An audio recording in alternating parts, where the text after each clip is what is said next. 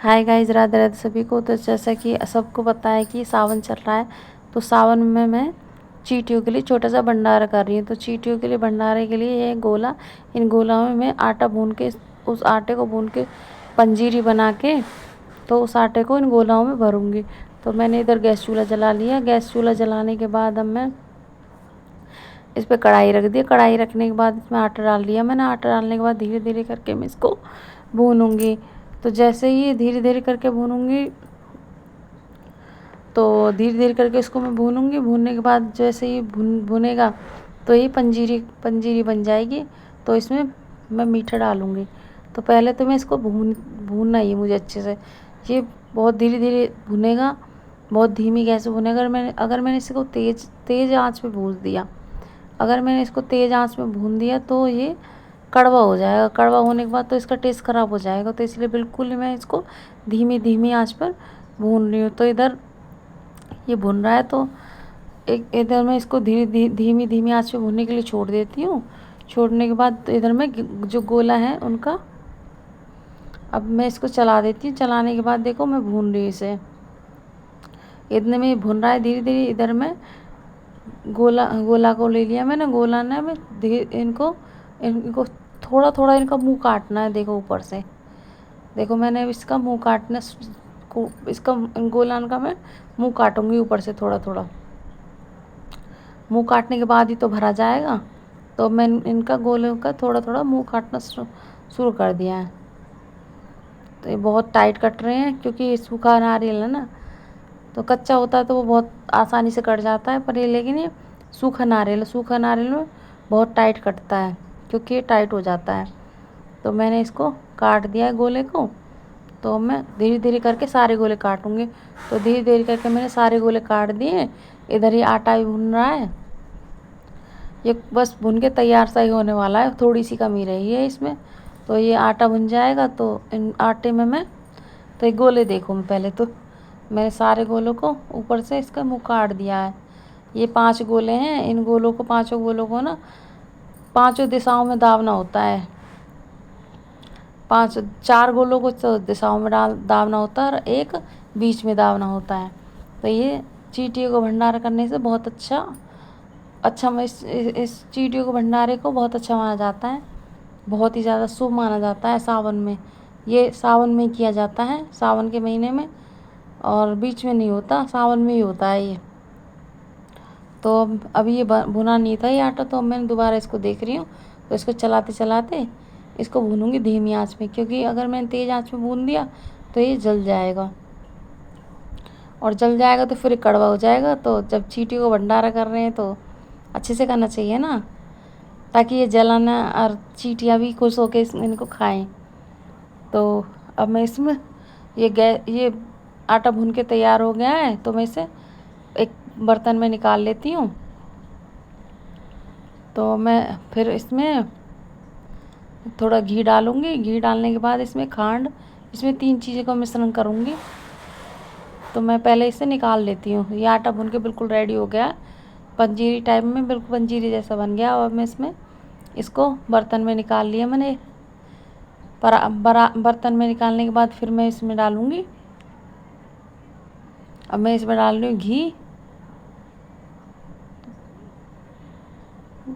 घी डालने के बाद फिर मैं इसमें डालूँगी खांड, देसी खांड जिसे बोलते हैं, क्योंकि बूरा और चीनी तो बहुत नुकसान करती है सारी खाने में। जो बूरा और चीनी नुकसान करती है, तो इसलिए देसी खांड बहुत अच्छी होती है। तो पंजीरी बनाने के लिए देसी खांड का यूज़ करोगे तो बहुत अच्छी रहेगी वो, खाने में भी और वैसे भी टेस्ट भी अच्छा होता है। देसी खांड का बहुत ही ज़्यादा टेस्ट होता है, बूरा से अच्छा ज़्यादा टेस्ट होता है देसी खांड का। इसलिए खाने में हमेशा देसी खांड का यूज़ करना चाहिए।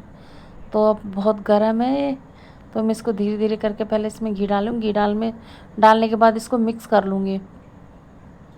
तो बहुत गर्म है इसलिए मैं इसमें इसको निकाल लेती हूँ। फिर धीरे धीरे जैसे ठंडा होगा, ठंडा होने के बाद तब मैं इसको मिक्स करूँगी। मिक्स करने के बाद फिर मैं इसको गोले में भरूँगी।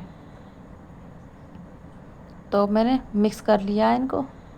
पहले तो अभी घी निकाल ली, क्योंकि घी मैंने फ्रिज में रखा था। तो घी बहुत ज़्यादा टाइट है, तो उसको ये पंजीरी गर्म है तो मैंने इसमें घी पंजीरी डाली है। फिर पंजीरी डालने के बाद इसमें घी आसानी से निकल रहा है। ये एक देसी जुगाड़ है, देसी जुगाड़ करना पड़ता है।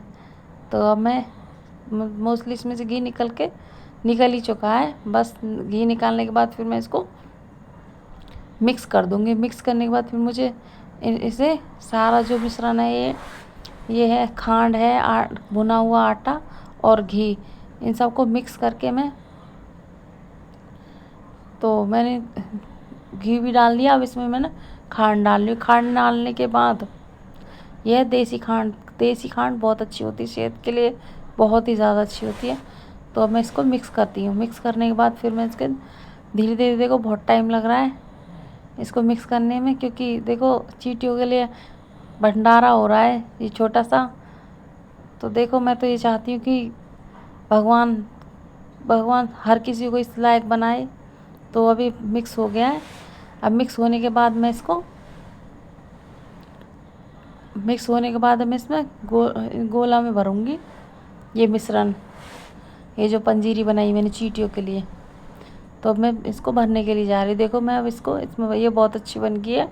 इसकी खुशबू भी बहुत अच्छी आ रही है, देखने में बहुत अच्छी है, पर लेकिन खा नहीं सकते। इससे ये चीज़ हम झूठी नहीं कर सकते, क्योंकि ये चींटियों का भंडारा है ना, तो चींटियाँ ही खाएंगी इसको, इसे हम झूठा नहीं कर सकते।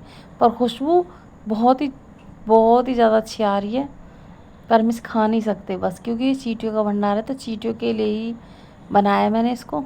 अब देखो मैं किस तरीके से इसे भर रही हूँ। ऐसे करके सारे गोलों में सारा मिश्रण आ जाएगा इसमें। तो मैंने भर के इनको तैयार कर दिया। तो ऊपर से इनमें ढक्कन लगा के और कलावे में इनको बांध दिया है। तो देखो कितने अच्छे लग रहे हैं। किस तरीके से मैंने जैसे थे वैसे काट के भर के इनको बहुत अच्छे से पैक कर दिया है, बहुत ही ज़्यादा अच्छे से पैक कर दिया। पैक करने के बाद अब इनको तैयारी होगी, इनको ले जाने की तैयारी। तो इन्हें ले जाके हम ज़मीन में अपने गांव की चारों दिशाओं में और एक बीच में गड्ढा खोद के दाब देंगे। तो इधर देखो मेरा बेटा है, खड्डा खोद रहा है चींटियों के लिए, क्योंकि ये जहाँ चींटियाँ होती हैं वहीं देखो, ये जहाँ पे है आपको छोटे छोटे गड्ढे दिखाई दे रहे हैं, ये छोटी छोटी चींटियाँ हैं ना, तो इसके पास में हमने गड्ढा खोदा है। तो इसी गड्ढे में हम इस नारियल को, जो गोला है, उसको दाब देंगे। तो इसमें हम देखो मेरा बेटा कैसे करके गड्ढा खोद रहा है, धीरे धीरे करके पूरी जान लगा रहा है। इधर मेरा छोटा बेटा खड़ा है। ये तीनों पापा बेटे तीनों गए थे इन्हें दाबने के लिए। अब इसने गड्ढा खोदा, इसमें इस नारियल को दाब दिया। तो ये 1 साल के लिए चींटियों का भंडारा कंप्लीट है।